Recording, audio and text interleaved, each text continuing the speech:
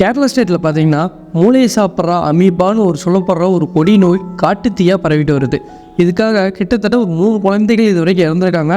14 வயசு பையனும் பாதிக்கப்பட்டிருக்கான். ஸோ இந்த நோய் பார்த்தீங்கன்னா இருக்கிறதுலே ரொம்ப கொடுமையான நோயின்னு சொல்கிறாங்க. ஏன்னா இதில் அமீபான்னு சொல்ல போகிற ஒரு விஷயம் டைரெக்டாக மூளையை போய் அப்படியே கடிச்சு சாப்பிடுதுங்க. நார்மலாக யோசிச்சு பாருங்கள், சாதாரணமாக ஒரு மூளைக்கு ஒரு சின்ன ஆபத்துனாலே மனுஷன் எந்த அளவுக்கு கொலாப்ஸ் ஆயிடுவான்.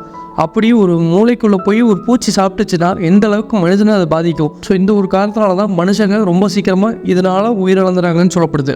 இதில் நம்ம கவனிக்க வேண்டிய விஷயம்னு பார்த்தீங்கன்னா, கேரளாவுக்கு ரொம்ப நியர்பையாக இருக்கிறது கன்னியாகுமரி தமிழ்நாட்டோட ஒரு ஒன் ஆஃப் த பார்டராக இருக்குது கேரளா ஸ்டேட்டுக்கு. ஸோ இது மூலிமா தமிழ்நாட்டுக்கு ஈஸியாக கேரளாவிலேருந்து அந்த டிசீஸ் வரக்கூடிய வாய்ப்பு ரொம்ப ஜாஸ்தி.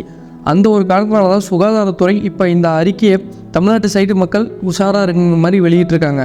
சரிப்பா, இந்த நோயோட சிம்டம்ஸ் என்னன்னு கேட்டிங்கன்னா, ஃபஸ்ட்டு தலைவலி, அதுக்கப்புறம் வாந்தி, குமட்டல், காய்ச்சல், கழுத்து வலி, இந்த மாதிரி சிம்டம்ஸ் மித்த நேரத்தில் இருந்தால் ஓகே. அதே இந்த மாதிரி டைமில் இருந்துச்சுன்னா இது கிரிட்டிக்கலான டைம்னு வச்சுக்கோங்க. ஸோ நீங்கள் என்ன பண்ணணும்னா, நியர்பை இருக்கிற கவர்மெண்ட் ஹாஸ்பிட்டல் போயிட்டு ஒரு டெஸ்ட் எடுத்துகிட்டு உங்களுக்கு வந்திருக்கிறது அந்த நோயோ இல்லையான்னு கன்ஃபார்ம் பண்ணிக்க வேண்டியது உங்களோட கடமை. ஸோ இப்படி பண்ணுறது மூலயமா உங்களையும் நீங்கள் தற்காத்துக் கொள்ளலாம், உங்களை சுற்றி இருக்கிற ஃபேமிலி மெம்பர்ஸும் நீங்கள் சேஃப்டியாக பாதுகாத்துக்கலாம். ஸோ இது ஜஸ்ட் ஒரு விழிப்புணர்வு வீடியோ தாங்க. இன்னொரு நல்ல வீடியோவில் உங்களை பார்க்குறேன். நன்றி, வணக்கம், வெற்றி.